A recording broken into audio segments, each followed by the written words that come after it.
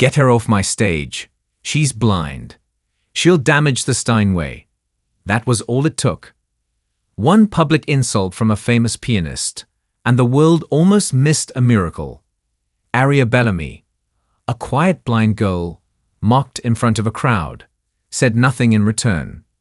She simply sat at the piano, and when her fingers touched the keys, the world held its breath. What followed wasn't just music. It was a movement. This is the unforgettable story of how a girl with no sight, no fame, and no stage gave humanity something it had forgotten how to do. Listen. Keep her away from the Steinway. This isn't a charity recital. The voice cracked through the concert hall like a whip. Arrogant and sharp, slicing through the gentle hum of pre-show chatter. Gasps fluttered across the room as heads turned. At the center of it all, beneath the harsh glow of the crystal chandelier, a young girl stood motionless. She held a white cane loosely in one hand, and her other hand hovered in midair, just inches above the polished black surface of a grand piano. She did not flinch. She did not speak. But something in the set of her chin, delicate and steady, refused to yield. The man who had spoken, dressed in an impeccably tailored black suit, stepped forward. Victor Bell, a name etched into classical music history. The kind of performer who could silence rooms with the press of a single key. His silver hair and icy blue eyes radiated command. People bowed when he entered spaces like this. His hands were insured for millions. And now those same hands pointed down dismissively at the girl before him. She doesn't belong on that bench, he said, half to the stage manager, half to the dozens of elite guests already seated.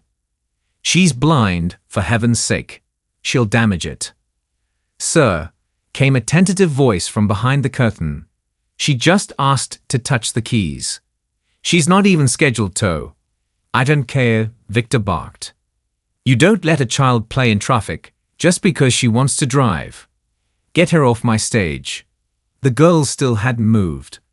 Her eyes, milky with clouded pupils, stared somewhere just past the piano. She looked younger than she was, 14, perhaps 15. But something about her presence defied fragility. Though the body was small and slender, her hands were elegant and long, the hands of someone meant to create sound. I'm sorry, she said quietly. Her voice floated across the stage like a leaf on still water.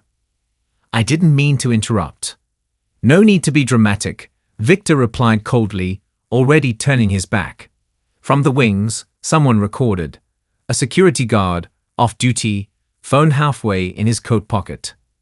He hadn't meant to film, not really, but something about the girl's stillness made his thumb press record almost involuntarily. She stepped back, placing her cane in front of her again. There was no shaking in her hands, no moisture in her eyes. The hush in the room deepened, not respectful silence, but that uncomfortable, sticky quiet that follows cruelty in public. People shifted in their seats. Someone coughed. A few whispered. Then she turned and walked away. Nobody knew her name. Not yet. 2 years earlier, Aria Bellamy had been just another invisible figure in the marble-lined corridors of Eastbrook Conservatory, the kind of place where students' surnames mattered more than their talents. Most of the students came from generational wealth, ambassadors' children, retired ballet legends, sons and daughters of global conductors. Aria came with nothing. No mother, no father. Just a plain caseworker who dropped her off at the campus gate, and a single suitcase filled with threadbare clothes, a metronome with no battery, and a half-broken braille reader. The conservatory didn't technically admit her. She was there under a program called Silent Observer, a euphemism for keeping her far from stages or classrooms, but allowing her to soak up the inspiration. She soaked it up all right, from outside practice rooms, through doors left ajar, from vibrations in the floorboards when pianists practiced upstairs. She spent her afternoons sitting cross-legged in the hallway outside Professor Alcott's lecture room, tracing music with her fingers in the air, every muscle in her hands twitching with invisible chords. It was Alcott who first noticed. At first, he dismissed it as a coincidence. But one evening, as the rain poured so loudly on the conservatory's arched glass roof that even practice became impossible, he saw her sitting there, hands suspended midair, eyes closed, following a silent rhythm. He leaned down. "Are you mimicking my lecture?" "I was trying," she said. "I'm sorry." "For what?" he asked. She hesitated. "For being here." Alcott blinked. The hallway smelled of old stone and varnished wood. Thunder growled outside. "Don't be sorry," he said. "Be precise." From that day forward, when his students had gone and the lights dimmed low, Alcott stayed behind. He taught her, not with printed scores, but with stories, describing the way a fugue should feel like chasing your own shadow, or how Debussy was like water running downhill. Unpredictable, fluid, free. He pressed her fingers into wood to explain the weight of a chord, tapped out syncopations on her knuckles, hummed scales into her ear until she could feel pitch without hearing it. And Aria absorbed everything with terrifying speed. But talent in a place like Eastbrook was not enough. When the conservatory announced its young virtuoso showcase, Alcott filled out the application for her himself. He didn't list her disability. He listed her name, her skill, and a private recommendation so glowing it bordered on a prayer. She was allowed to audition. Technically, her assigned time slot was 7:45 a.m., before most faculty had even arrived. The piano she was told to use was the old, slightly out-of-tune Baby Grand in the East rehearsal wing, not the concert Steinway. A single judge came to listen. No audience. No welcome. Aria sat in silence for a long time before placing her fingers on the keys. When she began to play, she didn't just reproduce music, she summoned it, transformed it. The piece, Rachmaninoff's Prelude in G minor, rose from the piano like a living thing, massive, aching, and unspeakably tender. When she was done, the judge nodded curtly and left without a word. She never received a call back, and Aria disappeared from the conservatory's halls. What she didn't know, what no one told her, was that someone had been watching. The janitor who cleaned the wing every morning had paused outside the door. He had heard what the judge heard. But unlike the judge, he was moved. That night, he uploaded the video he'd quietly taken. Titled it, "Blind Girl Rejected by Conservatory Plays Rachmaninoff by Heart." The video didn't explode immediately. But a few days later, a piano blogger in Berlin reposted it. Then a music therapist in Argentina. Then a retired cellist in Brooklyn. The shares tripled by the hour. Comments poured in from every continent. "She plays like she's telling her own story," one wrote. "I felt that in my chest." The conservatory board panicked, not publicly, but behind closed doors. Furious meetings were held.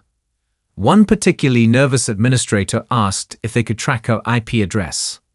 Another reminded them that she didn't have an IP address. She didn't even own a phone. She was unreachable. Until she wasn't. An envelope arrived at the conservatory's front desk. Hand-delivered. Gilded edges. From the International Gala of Human Harmony. A global concert broadcast to over 60 countries. This year's theme. Breaking barriers in sound. They wanted Aria Bellamy to open the show. The dean choked on his espresso. It wasn't a request. It was a declaration. A spotlight had been cast, and for the first time, Aria was no longer a hidden shadow in the back hallway. She would share the same stage as Victor Bell himself. And Victor did not take the news well. She'll ruin the program's integrity. Victor's voice was low, calm, almost pleasant. Too calm, the way a winter wind can be quiet right before it bites. He spoke to the gala's director, an elderly man named Gerard Morrow, whose career had spanned every corner of global music diplomacy. The two were standing near the edge of the stage during a pre-rehearsal walkthrough in Vienna's Grand Harmony Hall. She's a child. Blind. Untrained. It's political. You know it is. Gerard raised an eyebrow. his French-accented voice carrying just enough steel to remind Victor he wasn't speaking to a sycophant. And yet, the world is waiting to hear her. Or haven't you seen the numbers? Victor exhaled, sharp and slow. This isn't a talent show. No, Gerard replied, smiling faintly. It's a reckoning. Somewhere across the city, Aria Bellamy stood barefoot in the quiet of her hotel suite. The floor beneath her toes was cool marble, veined like river branches frozen in time. She tilted her head slightly as she listened to the wind against the window, then to the silence between the gusts. Even in unfamiliar cities, she mapped her world through sound. The low growl of distant traffic, the high-pitched stutter of a faulty elevator 2 floors above, the tiny irregular tapping of a tree branch against the glass. It all fit together like an unspoken score. Professor Alcott had flown with her, despite no longer holding any official title. He refused to leave her side, even when the conservatory tried to replace him with a flashy manager. You know, he'd whispered during the flight, in all my years, I never imagined I'd be flying across the world with the finest pianist I ever taught, and one the school never admitted. Aria smiled softly. They admitted my footsteps. That's something. He chuckled. You always did play with a quiet kind of defiance. The rehearsal was scheduled for the following afternoon. Aria had not yet touched the piano. Not since the day she walked off that stage. She hadn't dared, not because of fear, but because something inside her had shifted. Playing used to be her escape, her way of folding the world into melody when life refused to be kind. But now the world wanted to listen. Not as background noise, not as indulgence, as truth, and the weight of that was immense. Still, when the moment came, when the doors to the rehearsal hall opened and the spotlight swept down from the rafters like a blade of light, she didn't hesitate. She stepped forward calmly, with Alcott at her side, until her fingers brushed the edge of the piano bench. It was the same make she'd always dreamed of, a Steinway D concert grand. The finish was cold, smooth, untouched. Her fingers trembled just for a moment, then fell still. And then she sat. Every sound in the hall retreated. Even the dust seemed to pause. She placed her hands on the keys, but she didn't play. She simply held the silence in her palms, stretching it, commanding it, until it bent to her. And then, with a breath so quiet it barely belonged to her, she began. The notes that spilled out weren't from any known sonata or concerto. They didn't follow a familiar pattern. No famous composer had inked them centuries ago. They were hers, raw, unscored, born in that exact moment, a blend of memory and invention. She began with a single sustained G, soft, uncertain, like a child reaching into a dark room. Then a ripple of triplets down the right hand, followed by a broken chord progression that sounded like sunlight filtered through grief. The left hand moved slowly, deliberately, more felt than heard. Those present, technicians, ushers, even the man fixing a rigging cable, stood frozen. No one gave a cue. No one dared to interrupt. Even Victor, standing near the wings, had stopped mid-sentence when the music began. He didn't move. His eyes narrowed. There was something haunting about it, something unsettling. She's not reading from anything, he thought. Not even muscle memory.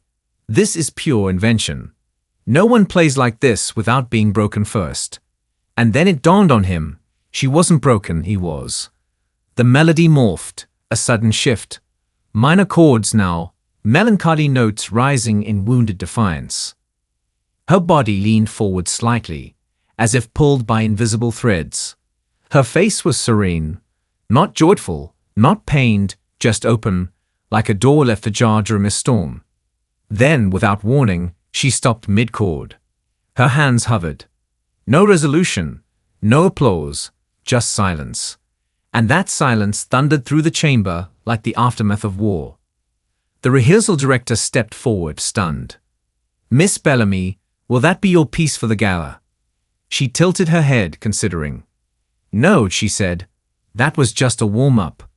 Victor clenched his jaw. The next day, the gala director received a request from Victor Bell's agent. He wanted to change the performance order. Victor no longer wished to follow Aria's set. He wanted to open instead. The request was denied. Meanwhile, news of Aria's rehearsal leaked. Somehow, someone had taken a short audio clip on their phone and posted it to a classical music forum. The clip, just 45 seconds long, was shared over 3 million times in 12 hours. Headlines followed. The blind virtuoso who doesn't read music. The girl who silenced a concert hall. Rachmaninoff reincarnated? No, Bellamy begins. Victor spent the night in restless pacing. Not out of jealousy, not exactly, but fear. Not of her, but of something deeper. Of irrelevance. Of watching his legacy get eclipsed not by time, but by a girl who played with a kind of purity he hadn't touched in decades. He hadn't played from truth in so long, he'd forgotten what it sounded like. And now, all he had was perfection. She had something else. On the morning of the gala, the Grand Harmonique Hall buzzed like a beehive of silk and diamonds. Diplomats, royalty, philanthropists, critics, and composers filled every velvet seat. The orchestra tuned beneath golden archways. Cameras were locked in. Backstage, Victor warmed up alone. His fingers danced over the keys with practiced flair, every note exact, every tempo obeyed. He didn't realize that just one room over, Aria sat with her fingers on her lap, doing nothing but breathing. Listening. Mapping the resonance of the concert hall by its breathing. Feeling the vibrations from the floor as the audience shuffled in. She didn't need sight. She could feel the weight of thousands. Professor Alcott stood beside her, quietly holding her cane. "Are you afraid?" he whispered. She shook her head gently. "No," she said. "I've already played my hardest song. This one is just truth." He smiled. "Then give it to them." She nodded, then stood. A stagehand opened the side curtain. It was time. "Ladies and gentlemen," the announcer's voice boomed across the opulent auditorium. "Please welcome to the stage, Aria Bellamy." A ripple of curiosity ran through the audience. Some leaned forward, brows raised. Others tilted their heads toward the programs, flipping pages to find the unfamiliar name. A few whispered to their neighbors. Most had never heard of her. Those who had seen the viral video from weeks before now sat motionless, anticipation bubbling under their skin like a drawn breath that couldn't be released. The house lights dimmed. A single beam of warm gold spilled down from the rafters onto the stage, illuminating the grand Steinway that stood like a monolith of sound, waiting to be awakened. And then she appeared, not in a dramatic entrance, no fanfare, no sweeping dress, just Aria. Barefoot in a simple black gown. One hand gently resting on Professor Alcott's arm, the other loosely holding her white cane. The audience watched in reverent silence as she approached the piano, her steps slow, deliberate, but without a hint of fear. Her head turned slightly as she counted the spacing. Alcott guided her gently to the bench, then stepped back into the shadows, like a guardian who had fulfilled his purpose. Aria sat for a moment. She didn't move.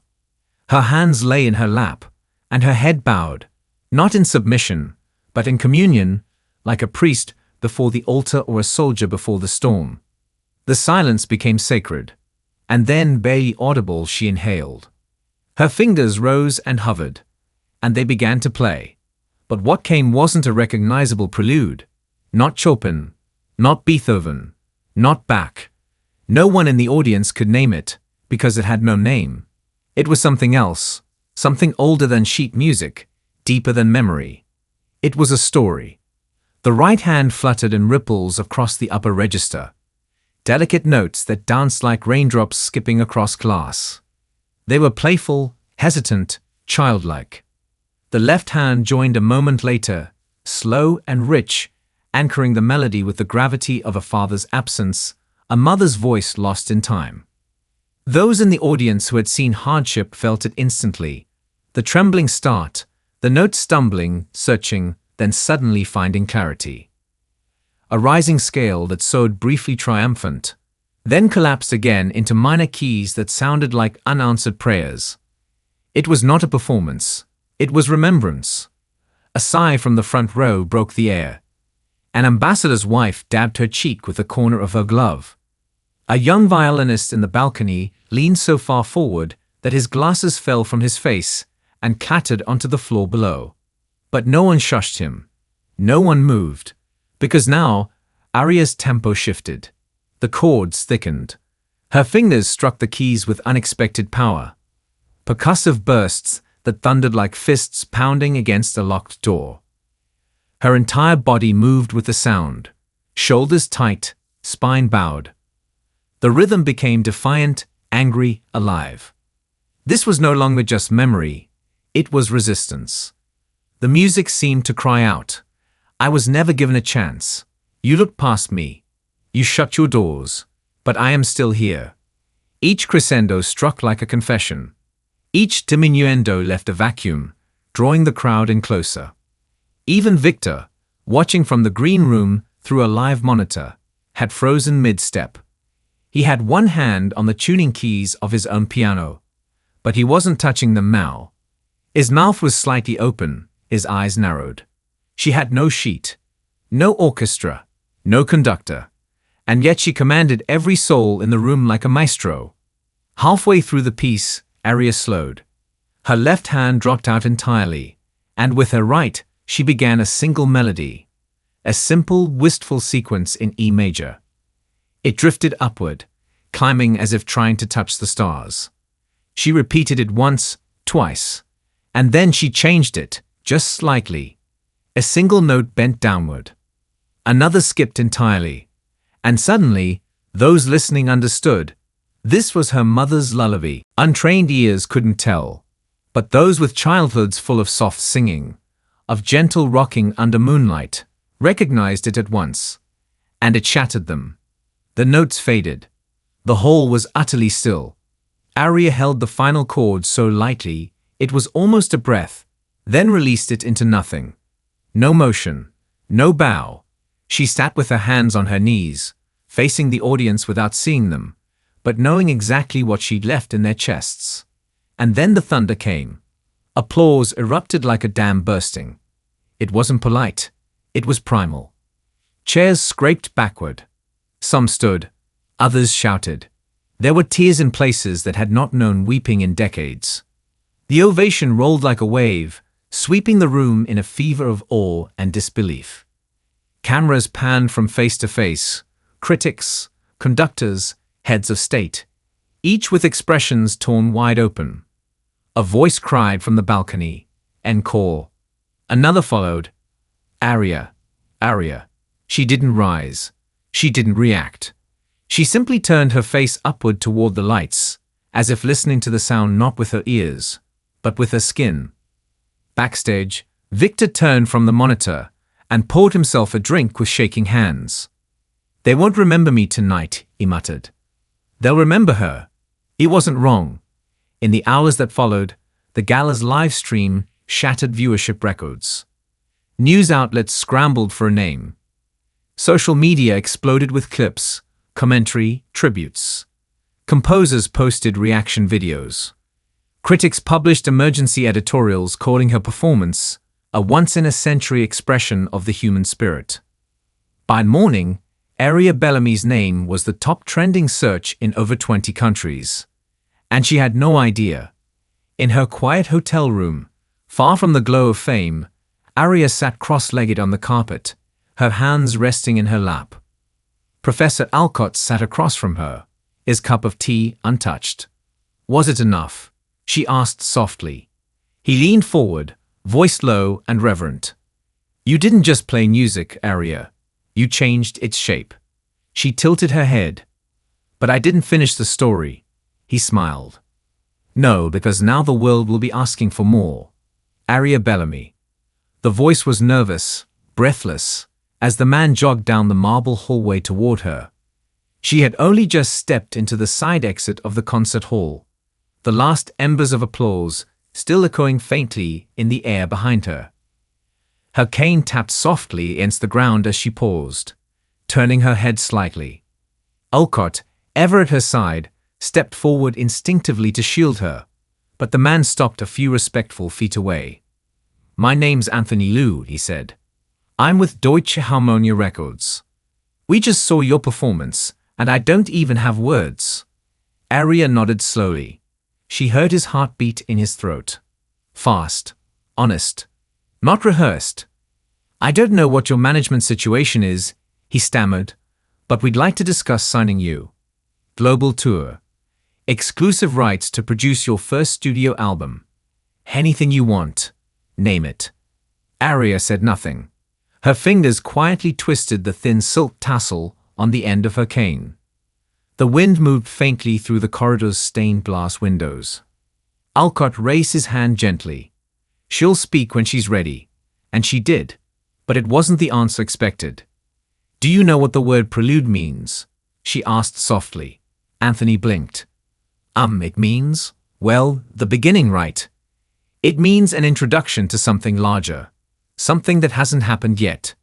She turned her head back toward the echoing auditorium behind them. Tonight wasn't the story. It was just the prelude. The man stood frozen, his business card slipping slightly in his hand, forgotten. By the next morning, a flurry of other offers followed. Every label, every symphony.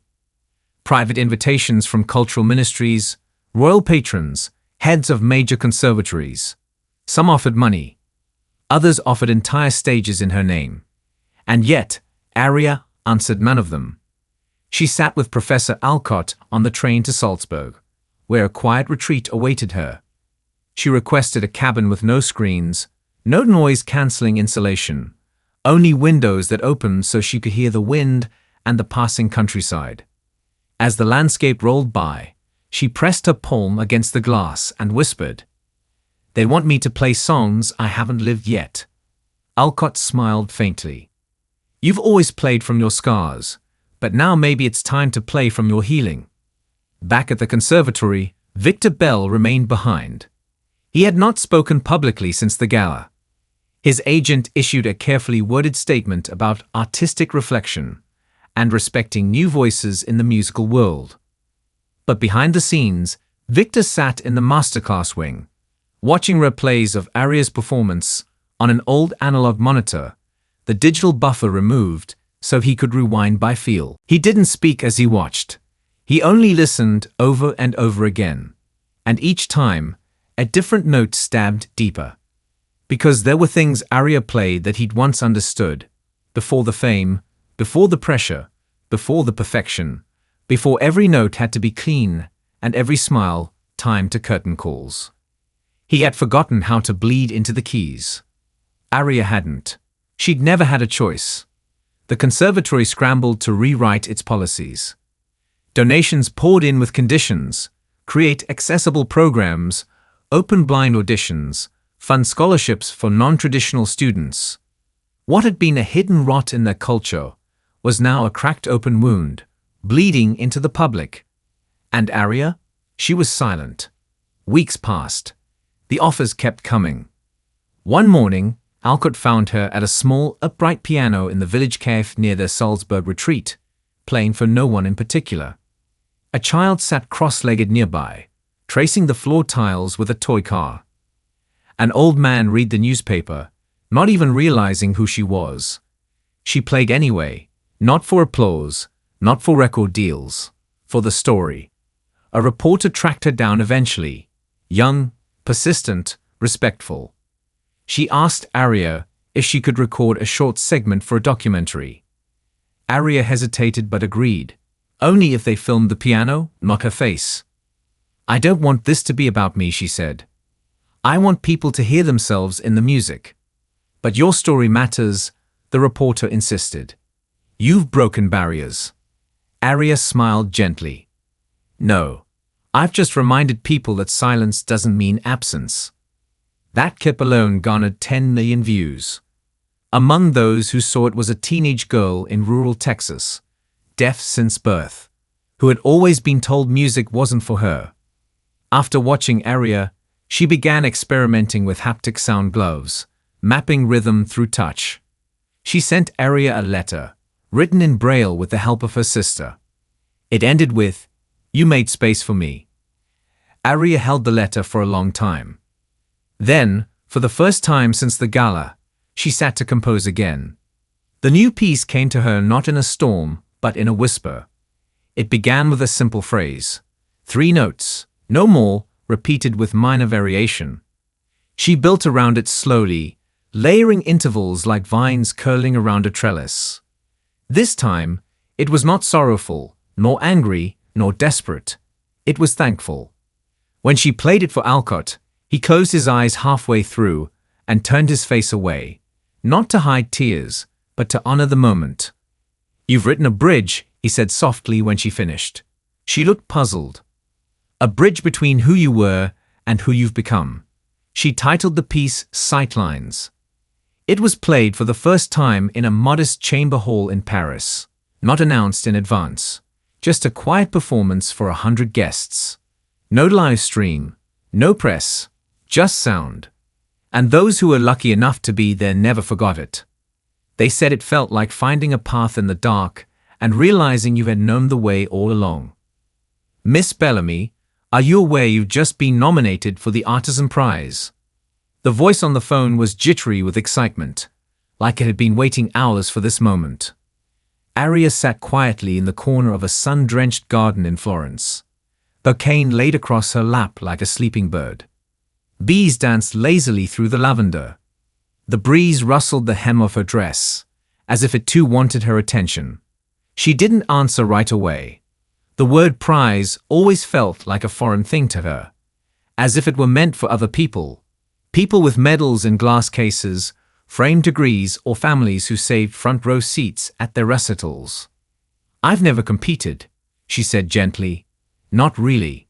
"It's not a competition," the voice replied. "It's recognition." Aria tilted her head, listening to the distant bells of a cathedral strike the hour. Her fingers ran along the braille etching on the notebook beside her, a collection of half-finished melodies, scattered like rain. Her answer came not as a declaration, but a murmur. "Then let the music speak. That's all I've ever wanted." News of the nomination made headlines within hours. The Artisan Prize, given only once a decade to a musician whose work fundamentally reshaped the human understanding of sound, had never before been offered to someone so young. Nor to someone blind, nor to someone who had never formally graduated from a conservatory. But none of that mattered anymore, because the world had already begun to change in her echo.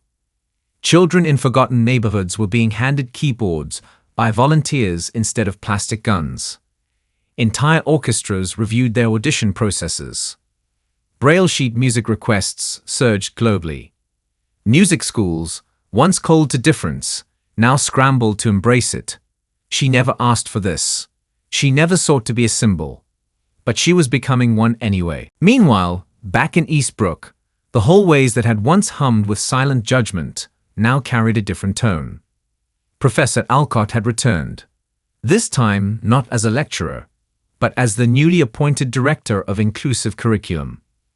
It was a title no one had imagined a year ago, and one the board had been practically shamed into creating after alumni and donors pulled support. But Alcott didn't care how it came about. He cared only that the door once slammed in Aria's face was finally open for others like her. On the door to his new office hung a simple plaque. "For the students who listen in silence, we hear you now." And Victor? He stayed behind, long after the rest had moved on. He performed less, traveled even less. But something in him had shifted, quiet and gradual, like ice melting beneath spring soil. He began composing again, not for an audience, but for himself. Not flawless, sweeping symphonies, but raw, intimate pieces, sometimes only a few minutes long. And everyone began the same way, with silence, then a single note, just like she had taught him. One morning, Victor surprised the faculty by requesting to audit a class, not teach, learn. He sat in the back row of a beginner's improvisation course, surrounded by students 3 generations younger than him, scribbling rhythms in a worn notebook. "I never learned how to feel my way through music," he admitted to the class one day. "Only how to dominate it. But I've met someone who listens better than I ever did." The students listened. And in them, he heard something he hadn't in years: grace. Half a world away, Aria stood on the shoreline of a quiet bay in Nova Scotia, where the waves whispered secrets in rhythms only she seemed to understand. She didn't tour. She didn't chase venues. Instead, she traveled like a wind that chose its own direction, small town to city, chapel to community center, leaving behind fragments of music like footsteps in sand. She was never alone. Word spread long before her arrival. People didn't come just to hear her play. They came to hear her listen. Sometimes she didn't play at all. Sometimes she invited others to sit at the piano with her: children, elders, those too afraid to touch the keys. She'd guide their hands gently, and together they create something no one had written before. She called it shared sound. It wasn't about being perfect. It was about being heard. In one such session, a boy with a stutter sat trembling beside her, afraid to touch the keys. "I'll ruin it," he whispered. She smiled. "There's nothing here to ruin, only to reveal." He played a single note, then another. By the end of that afternoon, he'd composed a 4-bar melody that would go on to be featured in a youth mental health campaign. And when asked later why he thought Aria had chosen him, he answered simply, "She saw me without ever seeing me." Letters came by the hundreds, from mothers, from ex-musicians, from inmates, from school teachers. Many ended with the same line: "You reminded me I was still music." Aria never responded with words. She responded with compositions, each handwritten, each built from a line in the letter, each returned without fanfare. A mother who lost her child to cancer received a piece titled "The Breath You Left Behind." An ex-convict who found solace in rhythm received "Forgiven Tempo." A man with dementia who could no longer recall his wife's name was sent "Of the Forgotten Heart." She kept no record of these pieces, no copies. They belonged only to the people who wrote to her. She believed music was a gift, not a transaction. And still she refused interviews, awards, talk shows, spotlights. But her absence only made her presence more mythic. The Artisan Prize ceremony approached. It would be held at the Royal Hall in London. A room carved of gold and ghost light, echoing with the footsteps of centuries of greats. It was to be broadcast to 94 countries. A marble podium, flanked by velvet banners, waited center stage. The chair reserved for Aria remained respectfully empty for most of the evening, until minutes before the final presentation. The back doors creaked open. She entered, not with a team, not with guards, just with Alcott. A violin case in one hand, her cane in the other. She did not walk straight to the stage. She walked to the side and sat among the audience. When they called her name, applause rose in a tidal wave. She stood slowly and bowed, not to accept the prize, but to honor the people in the room who had lived quietly, fought gently, and never been heard. And then she spoke into a single microphone. "I have no speech," she said, "but I brought a voice." She opened the violin case and pulled out a simple wooden flute. It had belonged to her mother. And as she raised it to her lips, the room held its breath. And then she played, a melody without ego, without polish. Just breath, just truth. And in that truth, the world was silenced again. The first note rose like mist, soft, delicate, ancient. It curled into the rafters of the Royal Hall, finding its way into corners that even chandeliers had forgotten. The audience sat frozen, not from reverence, but from something more sacred: recognition. This wasn't just a song. It was an arrival, the sound of something unburied, a whisper from the soul's edge. Aria stood alone, the wooden flute steady in her hands, her eyes closed not from blindness, but from devotion. Each breath she gave into the instrument carried stories no words had ever held. She played not like a performer, but like a witness, someone who had stood in silence for years, and finally found the breath to speak. The melody was simple, yet it wandered. A question that answered itself, a yearning stretched into sound. People forgot to blink, to breathe. Some wept without realizing it. Others held the hands of strangers. The piece lasted just under 5 minutes. And when it ended, she lowered the flute slowly, as if not to disturb the silence it had created.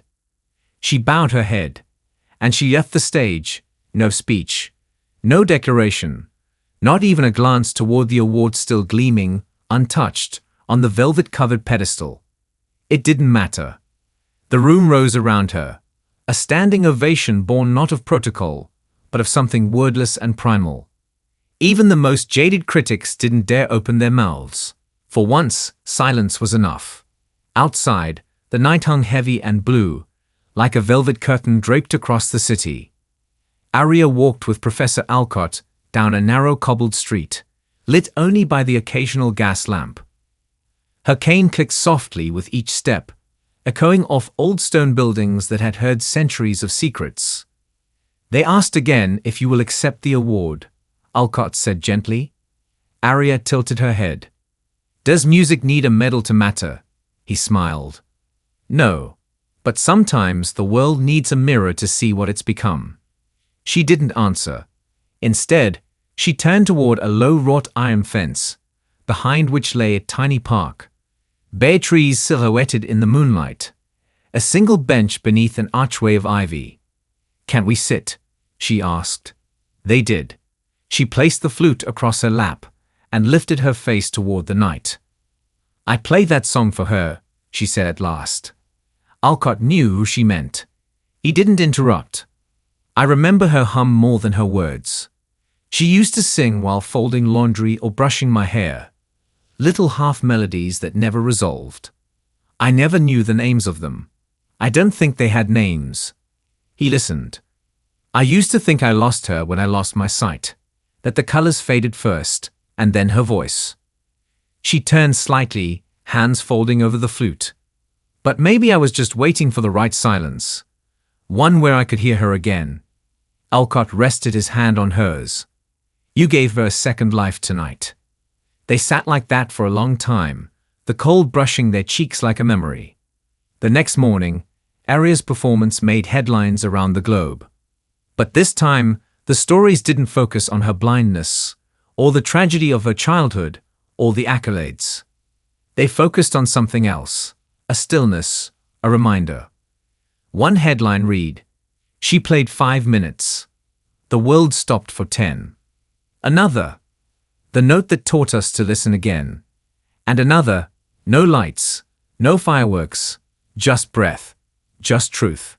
She had not accepted the Artisan Prize. But the foundation that awarded it made an unprecedented decision. They renamed the award itself. Henceforth, it would be called the Aria Bellamy Honor. Not as a prize, but as a promise.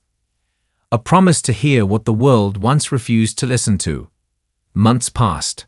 Aria vanished from the public eye again, retreating into a rhythm of quiet villages, handwritten compositions, and soft teaching moments. She never posted, never advertised. But she was never forgotten. One winter morning, in a small mountain town nestled in the Pyrenees, she was found at the community library, teaching a 7-year-old boy with autism how to feel music through vibrations in his feet. She lined small brass bowls with sound, taught him to strike them gently, then press his soles to the wood floor and wait. He didn't speak, but when she played beside him, he smiled. Later that day, he took her hand and tapped out his own melody on her palm. She played it back instantly. He laughed, and it was the first time his mother had heard him laugh in months. Aria never mentioned it, but a teacher from that town wrote about it in a small blog post, which quietly went viral. The subject line read, "She never told us who she was, but she left behind music that made the snow feel warmer." In places she never visited, murals appeared, not of her face, but of her hands. Outstretched, playing invisible notes, on school walls, subway stations, refugee tents. People had begun using her compositions to process grief, to celebrate healing, to bridge silence where words had failed. And slowly, a new phrase emerged in the lexicon of music education. Play like aria. It didn't mean perfection. It meant presence. It meant truth. It meant listening so deeply that the music wasn't something you played. It was something you remembered. Back at Eastbrook Conservatory, a new wing was under construction. Glass walls, natural acoustics, accessible from every direction. It would be called the Bellamy Wing for sonic exploration. But the only words etched into the entrance would be hers. Silence is not the absence of sound. It is the presence of everything waiting to be heard. One day, years later, a young girl wandered into a quiet corner of a music library in Lisbon. She was blind, like Aria had been, and carried a recorder she'd made from an old garden hose and a rusted flute mouthpiece. She wasn't famous. She wasn't known. But tucked into the sleeve of one of the archive's braille scrolls, she found a slip of paper. It was a handwritten melody. No name, no date, just 7 notes. She played them and began to cry, not because it was sad, but because someone somewhere had left her a voice. And in that moment, she knew Aria had passed by, and the world still echoed with her breath. The sun hovered low over the horizon, brushing the sea with a kind of amber light that made the world seem hushed. In a weather-worn coastal village in northern Iceland, tucked between black cliffs and windswept grass, Aria sat in the back room of a local cafe, her hands resting over the rim of a piano older than the cafe itself. The keys stuck in places.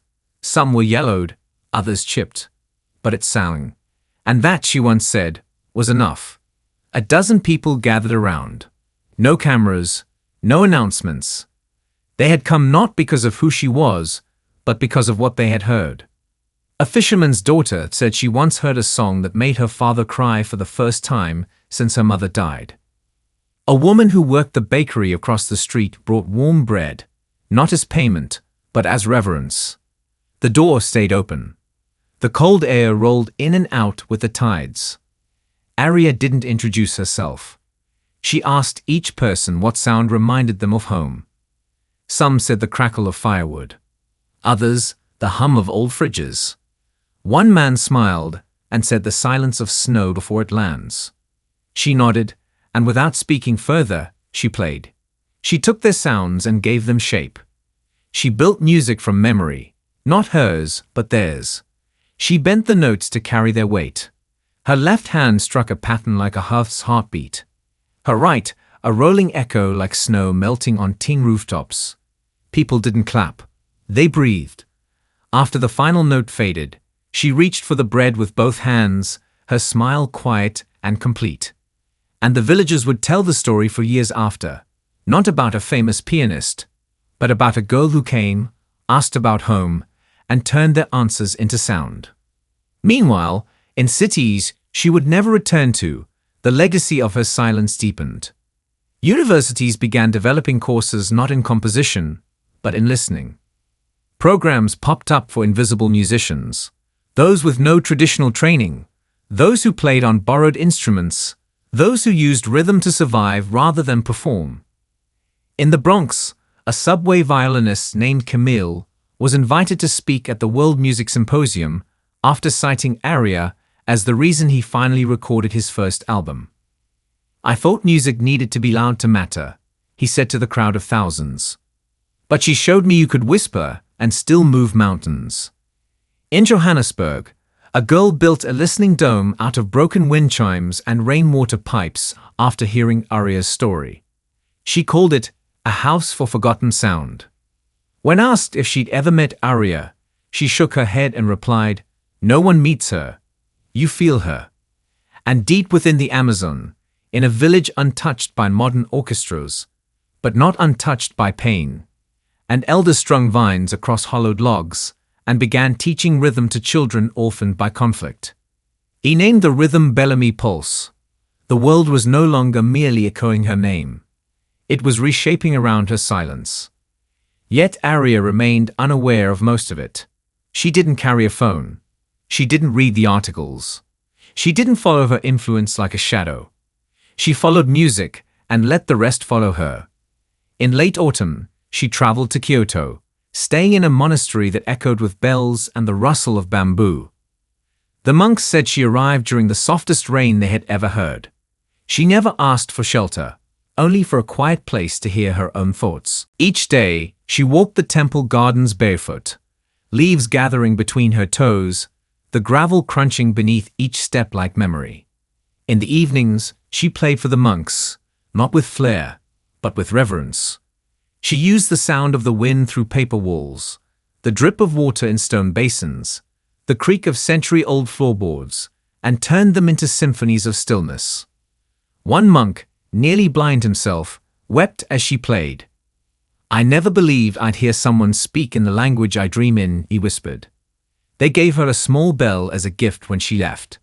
It made almost no sound, just a faint shimmer when moved, like a ghost brushing wind chimes. She wore it on her wrist from then on. Back in Eastbrook, the conservatory had changed beyond recognition. Once the symbol of silent elitism, it was now a sanctuary of rediscovery. A new generation of students flooded in, not to compete, but to create. Not to perform, but to tell the truth. A freshman named Elijah, who had once been mute from trauma, now composed for the entire student orchestra. A girl who had grown up without books taught advanced rhythm using only her feet. Their motto, hung above the grand staircase, read: "Music is not what we play. It's what we allow ourselves to feel." And in a glass case near the entrance, untouched, gleamed the very flute Aria had played the night of the Artisan Prize. Donated anonymously, with a note beneath it: "Let someone else borrow the voice for a while." Spring morning, years after that night in London, Aria returned to the city, not for a concert, but for a child. A little girl named Luma, 6 years old, blind since birth, diagnosed with an auditory disorder that made traditional music unbearable. Too loud, too sharp, too violent. Her parents had written to every music therapist they could find. Most said the same thing: maybe music just isn't for her. But then one therapist, old and quiet, said, "There's someone who might know how to help. She doesn't answer phones. She doesn't live anywhere. But if you write your story into music, she may come." So they did. A melody, just 4 notes, sent by post. And one morning, Aria arrived. She didn't knock. She sat outside their door on the steps, flute in hand, and began to play, not outward, but inward. Into the cracks of the stone, into the breath of the home, into the silence where Luma sat cold in her room, hands over her ears. And slowly, Luma removed her hands, stepped out, 1 foot at a time, and sat beside the woman who didn't speak, didn't explain, just played a melody built for her, shaped by her, designed not to overwhelm, but to embrace. Luma cried, then touched the flute, then laughed. And a new song was born that no one but the two of them would ever understand. Years later, when Luma became a sound artist known for crafting immersive musical gardens, she would say, "I never learned to love music. I learned that music already loved me. She taught me that." And still, Aria moved quietly through the world, not seeking monuments, not chasing legacy, but leaving behind footsteps of sound too soft to notice, unless you were listening with your soul. And those who truly listened, who really listened, began to notice the places she'd been, like fingerprints pressed into wind. A library in Peru where no book had words, only tones. A bridge in Italy that sang when walked across barefoot. A music box in a Ghanaian orphanage that played different songs depending on who opened it.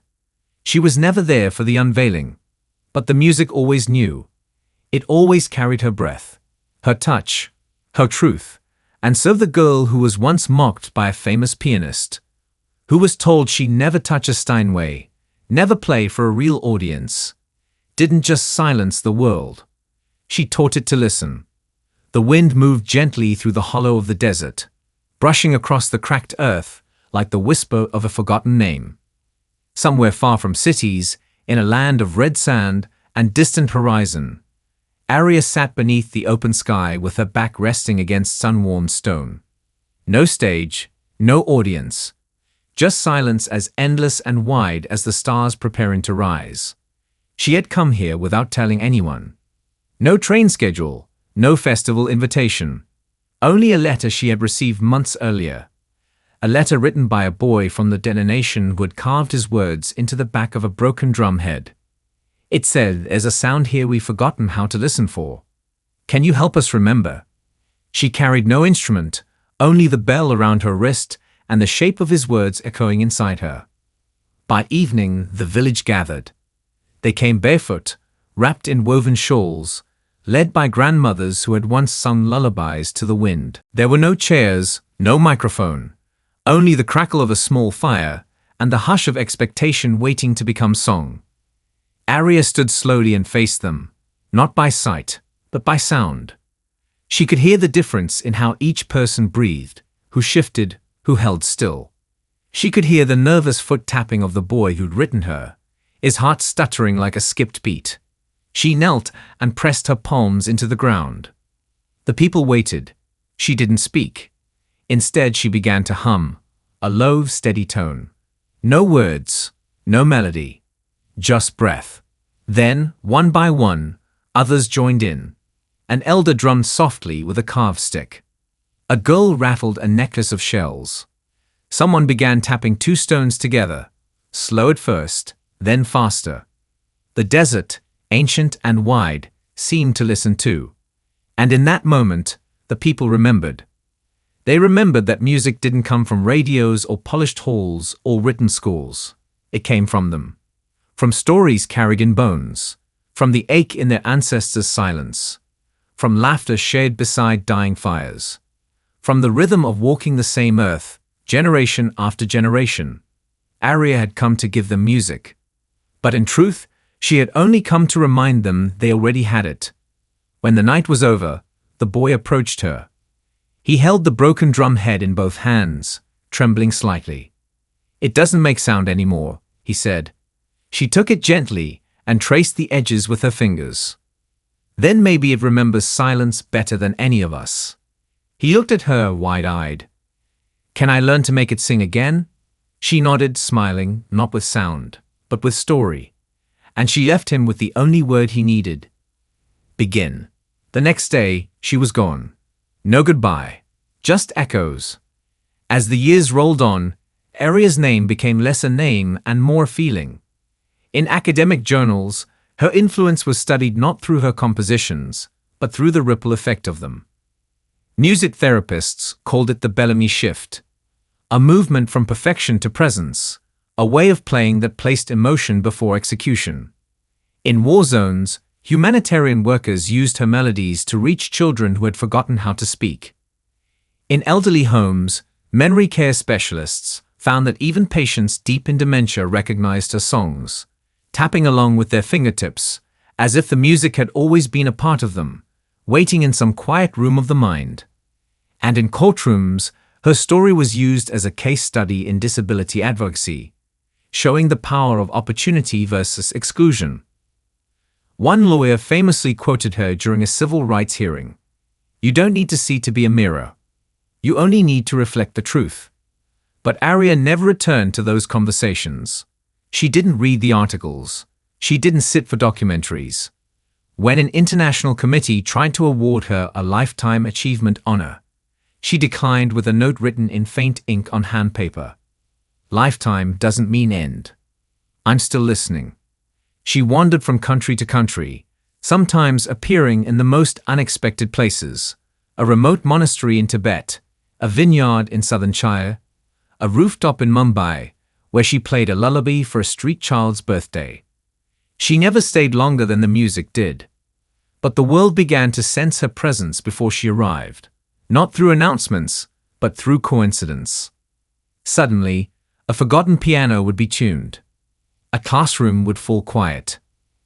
A corps of strangers would gather without plan, as if drawn by a sound they couldn't quite hear, but had always known.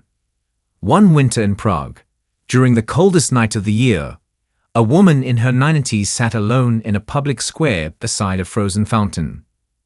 She was clutching a photograph of her brother, lost decades ago in the war. She hadn't spoken in days. Then a girl with dark braids and a flute walked by and sat beside her.